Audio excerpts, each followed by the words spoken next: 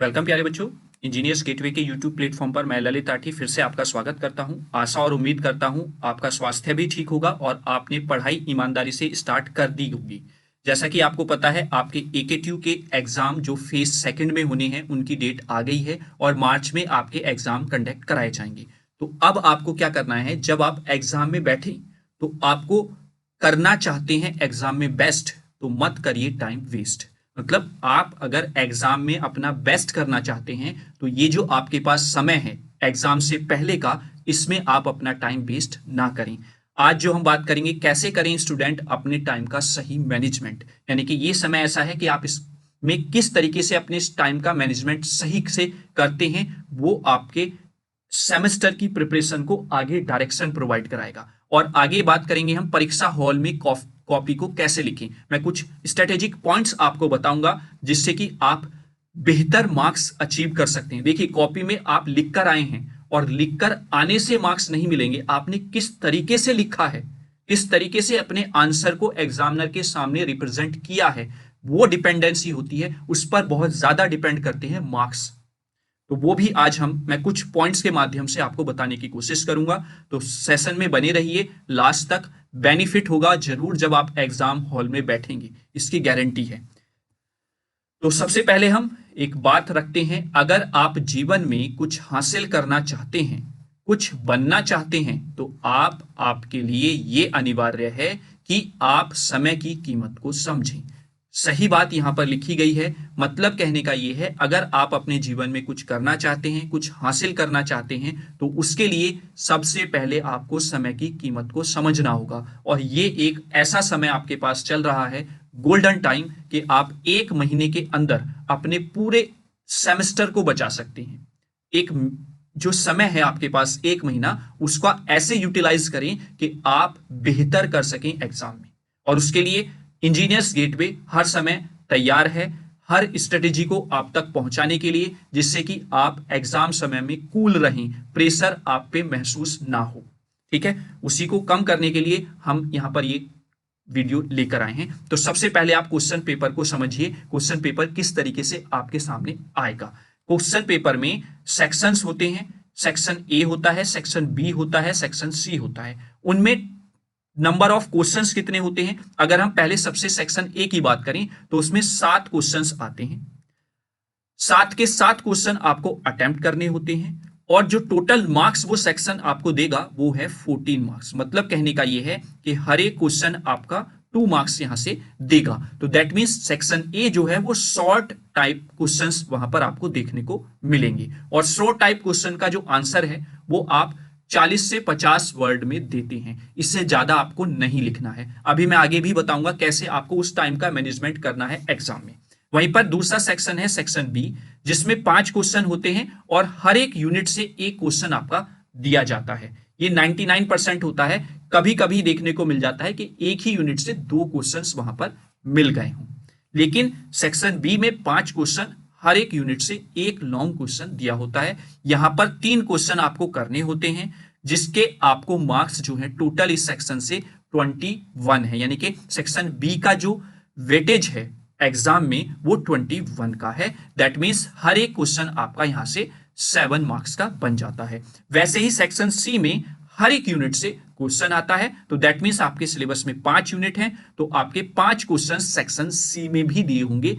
लेकिन यहां पर क्या होता है कि हर क्वेश्चन में 2 क्वेश्चंस दिए होते हैं, यानी कि एक आपका चॉइस में होता है। यहां से आपको 2 क्वेश्चन मिलेंगे और इस 2 क्वेश्चन में से आपको एक क्वेश्चन करना होता है। तो दैट मीन्स क्वेश्चन तो आपको 5 के 5 अटेम्प्ट करने हैं, लेकिन हर एक क्वेश्चन में आपके पास चॉइस वाला क्वेश्चन अवेलेबल रहता है। तो दैट मीन्स ये भी आपका लॉन्ग टाइप क्वेश्चन है और ये आपको सेक्शन 35 मार्क्स वेटेज रखता है आपके क्वेश्चन पेपर में। तो दैट मीन्स यहां पर जो क्वेश्चन है वो भी एक 7 मार्क का क्वेश्चन हो जाता है। तो सेक्शन ए जो है वो शॉर्ट टाइप क्वेश्चंस वहां पर पूछे जाते हैं और जो सेक्शन बी और सी है इन दोनों में लॉन्ग टाइप के क्वेश्चंस पूछे जाते हैं। तो शॉर्ट टाइप क्वेश्चंस को आपको टारगेट करना है, 40 से 50 वर्ड्स में आप उसका आंसर दें। और लॉन्ग क्वेश्चंस में आपको टारगेट करना है कि आप अपने लॉन्ग क्वेश्चन को लगभग 300 से 400 वर्ड्स में खत्म करें। ये वर्ड्स हैं, और उसके बाद अगर किसी आंसर में आपका डायग्राम बनाने की आपको नीड हो रही है, तो अगर हम पेपर की बात करें तो लगभग 4 या 5 पेपर में आपको ये आंसर देना है मैक्सिमम। आप मतलब ये है कि 4, लेकिन कुछ बच्चे डायग्राम को थोड़ा बड़ा करके बनाते हैं, किसी क्वेश्चन में डायग्राम बड़ा होता है, तो उस पॉइंट ऑफ व्यू से मैं आपको यहां पर बता रहा हूं कि लगभग आप मैक्सिमम तो 4 मान के ही चलिए कि आपको 4 पेपर भरने हैं। 4 पेपर खड़े नहीं, यहां पर वन साइड फिर दूसरी साइड, दैट्स द 2, फिर वन साइड इनफ है। इससे ज्यादा आप लिखेंगे तो टाइम ही वेस्ट होता है, क्योंकि जब क्वेश्चन पेपर बनाया जाता है तो उसको इस तरीके से डिजाइन किया जाता है कि जो आपको 3 घंटे का समय मिला है वो उसी में कंप्लीट होगा। इस चीज को एनालाइज करके क्वेश्चन पेपर को डिजाइन किया जाता है। वो बच्चे पर फिर डिपेंड करता है कि वो उस एग्जाम हॉल में अपने टाइम को किस तरीके से मैनेज कर पा रहा है। तो आज हम इस पे ही बात करेंगे। तो how right copy during the exam, जिससे कि हम अपने समय को बचा सकें, अपने समय को मैनेज कर सकें। तो इसके लिए सबसे पहले प्रश्न पत्र को ध्यान से पढ़ें। पहले तो सबसे पहले जो क्वेश्चन पेपर आपको मिला है, आपको उसको केयरफुली आराम से पढ़ना है। 5 मिनट आपको क्वेश्चन पेपर को देना है जरूर। बच्चे क्या सोचते हैं, क्वेश्चन पेपर मिला और एकदम से लिखना शुरू कर दिया। भाई रुक जाओ, 5 मिनट आप अपने क्वेश्चन पेपर को जरूर दें। तो पहले आप सभी प्रश्न को ध्यान से पढ़ें, समझें कि किन प्रश्नों का उत्तर आप अच्छे से दे सकते हैं। फिर उसके हिसाब से आप क्वेश्चन पढ़ते पढ़ते योजना भी बनाएंगे अपने माइंड में। तो प्रश्नों के उत्तर देते समय अपनी लेखन योजना भी बनानी है। मतलब एक बार तो जब आप 5 मिनट क्वेश्चन पेपर को एनालाइज कर रहे हैं, पढ़ रहे हैं, उस समय आपको योजना बनानी है कि कौन से सेक्शन को हमें लिखना है, पहले कौन सा सेक्शन हमें ज्यादा मार्क्स प्रोवाइड करा सकता है। तो वो योजना बन गई, और जब आप क्वेश्चन लिखते हैं तो फिर उस क्वेश्चन को एनालाइज करके भी आपको योजना बनानी है कि इसमें एक्चुअल में पूछा क्या गया है। ऐसा ना हो कि जो आपसे पूछा है वो तो आपने लिख दिया, जो नहीं पूछा है वो भी लिखे जा रहे हैं, तो वो वहां पर टाइम वेस्ट है। मार्क्स तो केवल जो पूछा गया है उसी के हिसाब से मिलेंगे। ऐसा तो है नहीं कि 7 मार्क्स का क्वेश्चन है और 10 आपको मिल जाएंगे, या 2 मार्क्स के शॉर्ट क्वेश्चन में आप 200-250 वर्ड लिख रहे हैं। तो इस योजना को आपको बनाना है, समझना है, क्वेश्चन को, क्वेश्चन पेपर को समझना है। फिर समय का प्रबंधन करें, यानी कि समय का यूटिलाइजेशन, समय का डिवाइडेशन कैसे आपको करना है। प्रत्येक प्रश्न के लिए निर्धारित समय का पालन करें, ताकि आप समय पर सभी प्रश्नों का उत्तर दे सकें। ऐसा ना हो कि आप लिखते जा रहे हैं और आपका क्वेश्चन पेपर ही छूट गया, मतलब क्वेश्चन आप लास्ट तक पहुंचे ही नहीं है, सारे क्वेश्चन आपने अटेम्प्ट किए ही नहीं। तो अगर आपने सारे क्वेश्चन अटेम्प्ट नहीं किए और किसी क्वेश्चन में आपकी मिस्टेक हो जाती है और आप पासिंग मार्क्स तक भी नहीं पहुंच पा रहे हैं, तो एग्जामिनर कैसे पहुंचाएगा।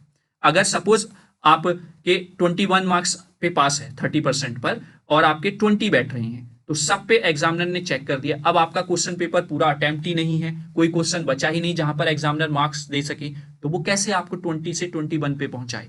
इतना एग्जामिनर करता है, लेकिन उसके लिए आपको इस तरीके से समय को डिवाइड करना है कि आप सभी प्रश्नों का उत्तर एटलीस्ट दे सकें। वहीं पर स्पष्टता और व्यवस्था होनी चाहिए, मतलब जब आप आंसर लिख रहे हैं तो उसमें स्पष्टता दिखनी चाहिए। अपने जवाबों को स्पष्टता से लिखें और व्यवस्थित ढंग से पेपर पर प्रस्तुत करें।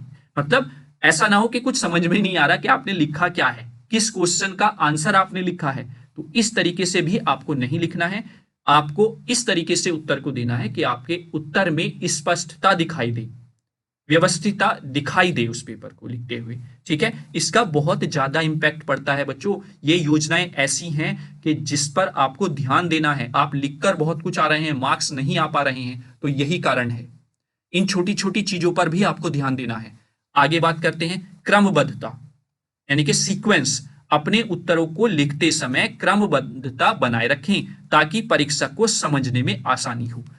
क्रमबद्धता का मतलब यहां पर यह है कि ऐसा ना हो कि पहला क्वेश्चन सेक्शन ए का किया, फिर दूसरा कर दिया सेक्शन सी का लास्ट क्वेश्चन, फिर आप सेक्शन बी पर आ गए। इस तरीके से नहीं, पहले आपको सेक्शन को सेलेक्ट करना है कि कौन सा सेक्शन हम पहले करें। चाहे उसमें 2 ही क्वेश्चन आपको आते हो, तो पहले आप उस सेक्शन को पूरा करें। अगर उस सेक्शन में आपको 2 क्वेश्चन आते हैं, तो सबसे पहले आप उन 2 बेस्ट क्वेश्चन को करें। तो ये क्रमबद्धता है। ऐसा ना हो कि एग्जामिनर का दिमाग ही चकरा जाए कि आपकी जो कॉपी में लिखा हुआ है, पहले उसने सेक्शन ए का क्वेश्चन चेक किया, फिर सेक्शन सी का लास्ट क्वेश्चन चेक किया, फिर सेक्शन बी पर आ गए तुम, फिर सी पे पहुंच गए, फिर ए पर पहुंच गए, तो उससे एग्जामिनर डिस्टर्ब होता है। तो इस चीज का भी आपको ध्यान रखना है। आगे महत्वपूर्ण बिंदुओं को उभारें, यानी कि जो क्वेश्चन आपसे पूछा गया उसमें क्या चीज हाईलाइटेड है जिससे कि आप ज्यादा अट्रैक्ट कर सकते हैं एग्जामिनर को, क्या ऐसा इंपॉर्टेंट पॉइंट है, तो उसको आप या तो दूसरे कलर के पेन से लिखें, मतलब आप ब्लू से आंसर लिख रहे हैं उसको ब्लैक करके लिख दें, या कुछ इस तरीके से आप, जैसे मैं पढ़ाते हुए जो रिजल्ट आता है मैं उसको इस तरीके से बादलों में बंद कर देता हूं, तो इस तरीके से आप बंद कर सकते हैं। मतलब अट्रैक्शन लेकर आना है एग्जामिनर का उसी पर्टिकुलर पॉइंट पर जो उस टॉपिक के लिए बेस्ट है। तो ये भी आपके लिए एक क्रूशियल पॉइंट हो जाता है। महत्वपूर्ण बिंदुओं को उभारें और अधिक जानकारी या उदाहरण के साथ समर्थित करें, यानी कि जितना ज्यादा से ज्यादा एक्सप्लेन आप एग्जाम्पल की हेल्प से करेंगे, पिक्चर्स की हेल्प से करेंगे, तो वो ज्यादा अट्रैक्ट करता है एग्जामिनर को कॉपी चेक करते हुए। समय बचाएं, जो हम बार बार कह रहे हैं कि समय को हर क्वेश्चन के साथ साथ आप मैनेज करके बचाकर चलें। ठीक है, जब एक प्रश्न पूरा हो जाए तो अपने उत्तर को जांचें और बचा हुआ समय अन्य प्रश्नों को समझने और लिखने में लगाएं। ये यहां पर टाइम मैनेजमेंट की बात की जा रही है। और फिर है प्रूफ रीड। जब आपका पूरा पेपर हो गया है, आप संतुष्ट हो गए हैं, माना आपके पास एक क्वेश्चन का आंसर नहीं है और आप उसको नहीं लिखना चाहते, मैंने स्टार्टिंग में क्या कहा था कि आप कोशिश करेंगे पूरा क्वेश्चन पेपर अटेम्प्ट करें, लेकिन एक क्वेश्चन ऐसा है पूरे क्वेश्चन पेपर में कि आप उसमें कुछ लिख नहीं पा रहे हैं, तो आप उस पर ये ना हो कि आप लिख रहे हैं गलत ही लिख रहे हैं, ऐसा भी नहीं, ये भी नहीं होता है। थोड़ा सा आपको ये संयम रखना है कि अगर आपका वो क्वेश्चन नहीं आता है तो दैट्स इट, कि आपका क्वेश्चन पेपर हो गया है। तो आखिर में 5 मिनट आपको इस लिए बचानी है कि आप एनालाइज कर सकें, अपनी जो रीडिंग आपने की है, जो लिखा है, वो आप दोबारा से उसको वेरीफाई कर सकें, है ना। तो अंत में अपने उत्तरों की का पुनरावलोकन करें और वाक्यों की गलतियों को सुधारें। मतलब वाक्यों की गलती को सुधारने का मतलब यहां पर ये नहीं है कि आप कटिंग फटिंग करना शुरू कर दें वहां पर, नहीं। यहां पर मतलब कहने का ये है कि या तो किसी क्वेश्चन का आपको सीरियल नंबर लिखने में आप भूल गए हों जल्दी जल्दी में, या फिर उसमें कुछ हाईलाइट करना भूल गए हों, तो उस तरीके से आप यहां पर प्रूफ रीडिंग करके उसका पूर्वावलोकन करेंगे। कोई क्वेश्चन तो आपका नहीं छूट गया है, कोई क्वेश्चन का नंबरिंग लिखने से तो नहीं छूट गया है, तो दैट्स द, जब आपके पास लास्ट में 5 से 10 मिनट बच जाती हैं तब आपको ये चीज अवश्य करनी है। तो ये कुछ पॉइंट्स थे जिस तरीके से आपको एग्जाम में लिखते हुए इनको माइंड में रखना है और अपने टाइम को मैनेज करना है। वहीं पर आगे कुछ पॉइंट्स और यहां पर इंक्लूड हो जाते हैं। Examiner check every page of your answer sheet, so do not think that leaving too much space and leaving few pages in answer sheet give you a good marks या more marks, this is not going to work. मतलब कुछ बच्चे क्या करते हैं, आपको copy मिली, ये इस तरीके से की सीट होती है आपकी, और ऑलरेडी वैसे अब लाइन खींच के आने लगी है वन साइड, यहां पर इस तरीके से बच्चे क्या करते हैं, इसके आगे भी लाइन खींचेंगे यहां पर, फिर इधर भी एक लाइन खींचेंगे, एक पतली सी गली बना लेंगे लिखने के लिए, बस ये। इससे आप क्या दिखाना चाहते हैं, मतलब आपने इस छोटी सी गली में एक क्वेश्चन को लिखने में 8 से 10 पेपर भर दिए, तो आपको क्या लगता है कि एग्जामिनर बहुत खुश हो गया इससे कि इस बच्चे ने बहुत ज्यादा इसके बारे में लिखा है? क्या उसको ये लाइनिंग नहीं दिख रही है जो आपने कॉपी को इतने वेस्ट किया, ये और ये पोर्शन वेस्ट कर दिया? तो इस तरीके की चीजें भी नहीं होनी चाहिए, एग्जामिनर पर कॉपी चेक करते हुए गलत इंपैक्ट डालती हैं। ठीक है, तो इन सब बातों का आपको ध्यान रखना। इसके बाद अगर नेक्स्ट पॉइंट की हम बात करते हैं बच्चों, तो learn all the concept theories which you have in your syllabus. मतलब ये जो आप सब्जेक्ट का पेपर देने जा रहे हैं, तो सबसे पहले आप सारे कॉन्सेप्ट को, थ्योरीज को आराम से पढ़ के जाएं जो जो आपके सिलेबस में दिया हुआ है। Make a margin line in your answer sheet on one side only, क्योंकि अब एग्जाम कॉपी में आने लग गई है, तो आई होप कि आपको नीड ना हो इसकी, अदरवाइज अगर नीड है तो केवल और केवल वन साइड ही आप उस मार्जिन को लेकर चलें, और वो मार्जिन मिनिमम हो, बहुत ज्यादा मार्जिन नहीं रखना है, यानी कि ज्यादा स्पेस को वेस्ट नहीं करना, एग्जामिनर को ये दिखता है। ठीक है, वहीं पर make sure you have to attempt each and every questions, do not leave any question. ये आप श्योर कर लें कि आपको ज्यादा से ज्यादा यानी कि सभी क्वेश्चंस को अटेम्प्ट करना है। अगर कभी कोई समस्या होती है तो आप एक क्वेश्चन को छोड़ सकते हैं, ऐसा कोई भी प्रावधान नहीं है कि अगर आपने कोई क्वेश्चन छोड़ा तो आपकी कॉपी जो एग्जाम में इन्विजिलेटर है वो अटेम्प्ट या फिर सबमिट नहीं करेंगे, है ना। तो कोशिश करें कि कोई क्वेश्चन आपका ना छूटे, और उसके लिए टाइम के मैनेजमेंट का बहुत इंपॉर्टेंट रोल होता है। ठीक है, first start with the section which cover highest marks in your question paper. कोशिश करें कि उस सेक्शन को पहले कवर करें जो ज्यादा मार्क्स आपके लिए हुए है, जो जिसका वेटेज जो है वो ज्यादा है एग्जाम में, तो उसको आप कोशिश करें कि स्टार्टिंग में ही करें। ठीक है, जैसे आपके क्वेश्चन पेपर में सेक्शन सी जो है, वो सेक्शन सी आपका आपको 35 मार्क्स देता है, और सेक्शन बी जो है वो आपको 21 मार्क्स देता है। तो सेक्शन बी में आपको कम क्वेश्चन करने हैं तो आप उसको भी यहां पर प्रायोरिटी दे सकते हैं या फिर सेक्शन सी को प्रायोरिटी दे सकते हैं। इसके कहने का मतलब यहां पर ये है और ये बिल्कुल एक सही बात है। अगर आप इस तरीके से यूटिलाइज करेंगे अपने आप को, अपने समय को, तो बहुत बेहतर रिजल्ट आपको देखने को मिलेगा।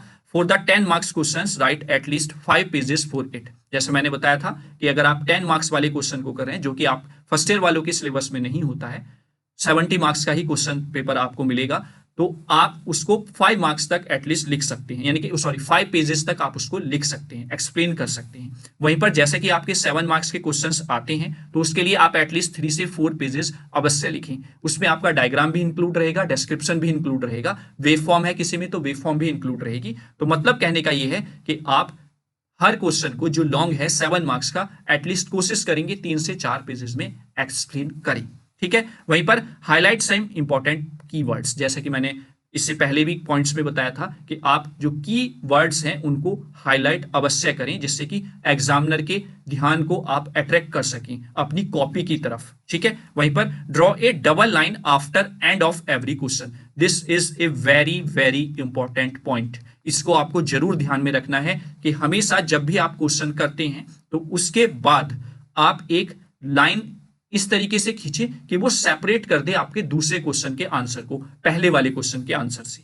जब आप लॉन्ग क्वेश्चन करते हैं तो आप कोशिश करें कि आपका क्वेश्चन नए पेपर से ही स्टार्ट किया जाए। ऐसा ना हो कि आपने मतलब क्वेश्चन नंबर 2 है उसको, वो जो लॉन्ग क्वेश्चन है उसको आपने एक्सप्लेन करना स्टार्ट किया, 3 पेपर आपने लिख दिए, चौथे पेपर की एक ही लाइन पर उसका आंसर गया है, तो अब वो पेपर पूरा नहीं छोड़ना आपको। अगर आपका पेपर 60% या उससे ज्यादा कवर हो गया है तो आप next question long next paper से स्टार्ट कर सकते हैं, वो और बेहतर रहेगा।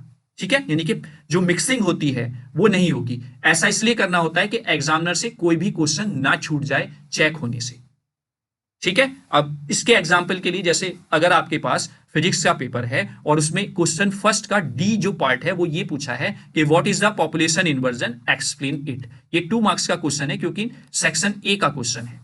तो आप किस तरीके से इसको रिप्रेजेंट करेंगे, यहां पर लिखेंगे, आपको क्वेश्चन नहीं लिखना है, नोटबुक में क्वेश्चंस नहीं लिखना है, टाइम वेस्ट नहीं करना। आप लिखेंगे क्वेश्चन 1 का डी सेक्शन और उसका आंसर, फिर उस क्वेश्चन में जो पूछा गया है उसको हेडिंग में लिखेंगे यहां पर नेक्स्ट लाइन से। ठीक है, एंड देन उसको एक्सप्लेन करेंगे। आप समझ गए ना, यहां पर क्वेश्चन का नंबर, उसके आगे लिखेंगे आंसर, फिर आप नेक्स्ट लाइन में जाएंगे, वहां पर उसका हेडिंग लिखेंगे जो उसमें पूछा गया है, देन यू कैन एक्सप्लेन। और आप 2 मार्क्स के क्वेश्चन को ऐसा नहीं कि आप 3 से 4 पेपर भर के अपने आप को समझ रहे हैं कि मैंने बहुत अच्छा एक्सप्लेन किया है, मार्क्स बहुत अच्छे मिलेंगे। आपको 2 ही मिलेंगे, चाहे आप 2 लाइन का लिख दें। अगर 2 लाइन की नीड है उसको एक्सप्लेन करने में तो आप 10 लाइन क्यों लिख रहे हो भाई? अगर आप उस 2 लाइन वाले मैटर को ही बार बार घुमा फिरा के 10 लाइन तक लेकर जा रहे हैं तो क्या फायदा उसका, है ना? तो पॉपुलेशन इन्वर्जन को आपने एक्सप्लेन कर दिया। अब जब आपको नेक्स्ट क्वेश्चन करना है, क्वेश्चन फर्स्ट का F, what is the metastable state, तो आप इस क्वेश्चन के आंसर के नीचे इस तरीके से 2 लाइंस खींच देंगे। देखिए, आपको देखने में भी बहुत सुंदर लग रहा है, अट्रैक्टिव लग रहा है, और इस तरीके से आपका जो एग्जामिनर है वहां पर उससे कोई भी क्वेश्चन छूटेगा भी नहीं कि वो उसने कोई चेक ना किया हो। आप इस तरीके से 2 लाइंस यहां पर छोड़ सकते हैं, या आप इस तरीके से भी ड्रॉ कर सकते हैं लाइन को, यानी कि इस तरीके से स्टाइल में ऐसे लहरें लेते हुए। लेकिन ये लहरें इतने भी ज्यादा ना हो कि पता चला लहरों में ही आपने पूरे क्वेश्चन पेपर में आधा घंटा निकाल दिया लहरें बनाने में ही, है ना? तो इस चीज का भी आपको ध्यान रखना है एग्जाम में, टाइम मैनेजमेंट का। तो ये आपके लिए बहुत जरूरी है, और इस तरीके से 2 क्वेश्चंस को आपस में सेपरेट करना, इट्स एन इंपॉर्टेंट थिंग। फिर आप दूसरे क्वेश्चन को ऐसे ही लिखेंगे, क्वेश्चन 1 का एफ सेक्शन है, उसका आंसर, और जो उसमें पूछा गया है वो आपने हेडिंग लिख लिया यहां पर मेटास्टेबल स्टेट, और फिर इसको उसने आपने एक्सप्लेन कर दिया। 2 मार्क्स के अकॉर्डिंग आप मैक्सिमम 50 वर्ड्स तक इसको एक्सप्लेन कर सकते हैं। क्लियर है? आई होप यहां तक आपको सारी चीजें क्लियर हुई होंगी। जो मैंने पॉइंट्स बताए हैं इनसे आप बेहतर एग्जाम में परफॉर्म करके आएंगे, ये मेरी गारंटी है। चलिए आगे मैं कुछ 1-2 पॉइंट और इंक्लूड करना चाहूंगा। जो हमारे पास क्वेश्चन पेपर है उसमें आपके पास सेक्शन ए है, सेक्शन बी है और सेक्शन सी है। देखिए, आप जब भी क्वेश्चन पेपर को सॉल्व करें तो आप सबसे पहले इन दोनों सेक्शन में से कोई भी सेक्शन अटेम्प्ट करें फर्स्ट। ये मैं बता रहा हूं और इसका एक जेन्युइन रीजन भी मैं आपको दूंगा। फिर आप सेकंड पार्ट में, यानी कि आपने माना सपोर्ट फर्स्ट पोर्शन में ये अटेम्प्ट किया, सेकंड में आपने ये अटेम्प्ट किया, तो आप सबसे लास्ट में आप इस सेक्शन को अटेम्प्ट करेंगे। क्यों ऐसा करते हैं, देखिए मैं आपको बताता हूं।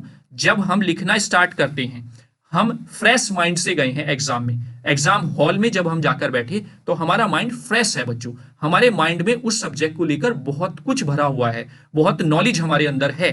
तो अगर आप इस वाले सेक्शन को पहले ही स्टार्ट कर देते हैं तो आप इसमें जितना पूछा गया है उससे ज्यादा एक्सप्लेन करेंगे। ये फैक्ट है। ये आप जब एग्जाम हॉल में बैठेंगे और आप 2 मार्क्स के क्वेश्चन अगर पहले लिखना स्टार्ट कर देते हैं, एग्जाम हॉल की तो छोड़िए, आप अपने जो सेशनल हैं या पीयूटी में भी इस तरीके को दोहरा के देखिए, तो आप सेक्शन 2 में ज्यादा समय दे देते हैं। और जैसे ही सेक्शन ए में, यानी कि शॉर्ट क्वेश्चन वाले सेक्शन में ज्यादा समय आपने दिया, वहीं पर टाइम मैनेजमेंट खराब हो जाता है, वहीं पर टाइम मैनेजमेंट गड़बड़ा जाता है। फिर आप इस सेक्शन में, सेक्शन बी और सेक्शन सी, जिसमें आपको लॉन्ग क्वेश्चंस करने हैं, वो टाइम आप कट करेंगे। और टाइम कट करने का मतलब ये है आंसर को कट करेंगे। समझ गए ना? इसलिए आपको सेक्शन ए को सबसे लास्ट में करना है। सबसे पहले आप सेक्शन बी या सी में से सेक्शन को चूज करेंगे, कौन सा सेक्शन आपको करना है। दूसरी बात, कोशिश करें कि इस सेक्शन बी को आप 1 घंटे में खत्म करें, सेक्शन सी को आप 1 घंटा 30 मिनट दें, तो यानी कि 2.5 घंटे आपके यहां पर कंज्यूम हो गए हैं, बचा आपके पास हाफ आवर। तो इस हाफ आवर को आप यूटिलाइज करें फॉर द सेक्शन ए। इस तरीके से आपको टाइम को मैनेज करना है, क्योंकि यहां पर बच्चों आपको मैक्सिमम 50 वर्ड लिखने हैं और यहां पर आपको हर क्वेश्चन को एटलीस्ट कितने पेजेस में, 4 पेजेस में लिखना ही लिखना है। तो आप खुद अंदाजा लगा सकते हैं कि यहां पर और यहां पर कितना बड़ा डिफरेंस है। तो इसलिए यहां पर आपको समय को इस तरीके से यूटिलाइज करना है कि सेक्शन बी आप 1 घंटे में खत्म कर लें और सेक्शन सी को आप 1.5 आवर में खत्म करें। तब आपके पास सेक्शन ए के लिए आधा घंटा बचता है। जो मैंने स्टार्टिंग में 5 मिनट बताई क्वेश्चन पेपर को पढ़ने के लिए, एनालाइज करने के लिए, लास्ट में रिकॉल करने के लिए, तो वो आप इनमें से ही टाइम को मैनेज कर लेंगे इजीली, अगर आपने इस टाइम मैनेजमेंट को समझ लिया स्टार्टिंग वाले को। तो गारंटी से आपका क्वेश्चन कोई भी नहीं छूटेगा एग्जाम में और आप टाइम को बहुत इजी वे में मैनेज कर पाएंगे। ठीक है, ये आप ध्यान रखेंगे। ठीक, चलिए अब ये टाइम मैनेजमेंट, ये बात हो गई आपकी। अब इन टाइम मैनेजमेंट के लिए भी कुछ पॉइंट्स हैं, वो भी मैं आपके साथ डिस्कस कर लेता हूं। समय का निर्धारण करें, जैसा कि मैंने अभी बताया हर सेक्शन के लिए, जैसे सेक्शन ए के लिए मैंने हाफ आवर बताया लास्ट में, तो आप समय का निर्धारण कर लें किस खंड को, किस सेक्शन को आपको कितना समय देना है। समय सारणी तैयार करें हर एक प्रश्न के लिए। जैसे ही आप क्वेश्चन पेपर को पढ़ा, एनालाइज किया, तो आपको अंदाजा लग जाता है कि हाँ मैं इस क्वेश्चन को इतने टाइम में लिख लूंगा। तो हर क्वेश्चन के हिसाब से भी आपको समय सारणी बनानी है। वहीं पर प्राथमिकता के आधार पर काम करें, मतलब कि आपको कौन सा क्वेश्चन ज्यादा अच्छे से आता है, कौन सा सेक्शन ज्यादा अच्छे से आता है, सेक्शन बी या सेक्शन सी, तो उसमें से जो अच्छे से आता है उसको प्राथमिकता देंगे और फिर उसमें कौन सा क्वेश्चन आपका बेहतर है उसको प्राथमिकता देंगे। तो मतलब एक इस तरीके से प्राथमिकता देनी है कि आपका स्टार्टिंग में लिखा हुआ जो अट्रैक्शन है वो एग्जामिनर के माइंड पर सीधा अट्रैक्ट करे। ठीक है, ब्रेन स्टॉर्मिंग सत्र, यानी कि पहले 5-10 मिनट में ज्यादा से ज्यादा प्रश्नों को हल करने का प्रयास करें। मतलब जैसे आपने पहले 5 मिनट में क्वेश्चन पेपर को एनालाइज कर लिया, अपनी समय सारणी बना ली, समय का निर्धारण कर लिया, फिर आप जो अगले 5 से 10 मिनट हैं उसमें कोशिश करें आप ज्यादा से ज्यादा एक्सप्लेन करने, क्योंकि आपका माइंड फ्रेश है, आपके माइंड में बहुत सारी चीजें भरी हुई हैं उस सब्जेक्ट को लेकर, तो आप बहुत अच्छे से एक्सप्लेन कर सकते हैं चीजों को। ठीक है, तो कोशिश करें स्टार्टिंग में बेहतर तरीके से आप लिखने की। नीट एंड क्लीन राइटिंग आपकी होनी चाहिए स्टार्टिंग में ही। कटिंग आपको लगभग 0 रखनी है, कटिंग पे तो आपको जाना ही नहीं है, ये आपको ध्यान रखना है। दूसरी बात आगे करते हैं, स्वास्थ्य का भी ध्यान रखना है, क्योंकि एग्जाम के समय में अगर आपका स्वास्थ्य खराब हो जाएगा, तो अगर आपका स्वास्थ्य ही खराब है तो बॉडी आपका कैसे साथ देगी। तो उसके लिए आपको हमेशा हाइड्रेट रहना है, वाटर लेवल अपने अंदर बनाए रखना है, आपको बीमार नहीं होना, ये सारी चीजें आपको देखनी है, एनालाइज करनी है। समय प्रबंध के लिए उपकरणों का प्रयोग करें, मतलब आप जैसे घर पे प्रैक्टिस कर रहे हैं, माना 1 शूट वीडियो देख रहे हैं आप इंजीनियर्स गेटवे की, और आपने 1.5x पर वीडियो स्टार्ट किया, तो आप उसको उपकरण के हिसाब से भी देखें कि हाँ ये जो मैं 1.5 पर देख रहा था या 2 पर देख रहा हूं, तो 1 घंटे की वीडियो 30 मिनट में खत्म हो जानी चाहिए थी। पता चला उस 1 घंटे की वीडियो आप देख तो 2x पर रहे हैं, लेकिन स्पीड 2x होते हुए भी आप उस वीडियो को खत्म कर रहे हैं 1+ आवर में। तो दैट मीन्स समय के प्रबंधन के लिए आपको जो उपकरण अवेलेबल हैं उनका भी यूज करना है। जैसे आप एग्जाम में कैलकुलेटर का प्रयोग करते हैं, यानी कि आप जो कैलकुलेशन है उसमें अगर आप खुद कैलकुलेशन करेंगे तो टाइम ज्यादा लगेगा, लेकिन आपको फैसिलिटी दी गई है कि आप कैलकुलेटर का यूज कर सकते हैं, तो आप उसका यूज करें और टाइम का मैनेजमेंट करें। वहीं पर शांति बनाए रखें, मतलब हड़बड़ाना नहीं है क्वेश्चन पेपर को देखकर। अगर कोई क्वेश्चन नहीं आता है, सपोज आपने पहला क्वेश्चन पढ़ा, आपको नहीं आ रहा तो कोई बात नहीं, उससे क्या घबराना है, नेक्स्ट क्वेश्चन। ऐसा तो है नहीं कि पूरे क्वेश्चन पेपर में आपको कुछ भी नहीं आएगा, है ना। तो उससे आपको डिस्टर्ब नहीं होना है, इस तरीके से मतलब अपने माइंड को डिस्टर्ब नहीं करना है। अदरवाइज अगर आप शुरू में ही डिस्टर्ब हो गए तो आपका क्वेश्चन पेपर में फिर परफॉर्मेंस जो है वो थोड़ा डाउन हो जाएगी। और उसका सबसे आसान तरीका ये है कि आप जो भी जहां पर भी आपका सेंटर है वहां पर आप समय से पहुंचे।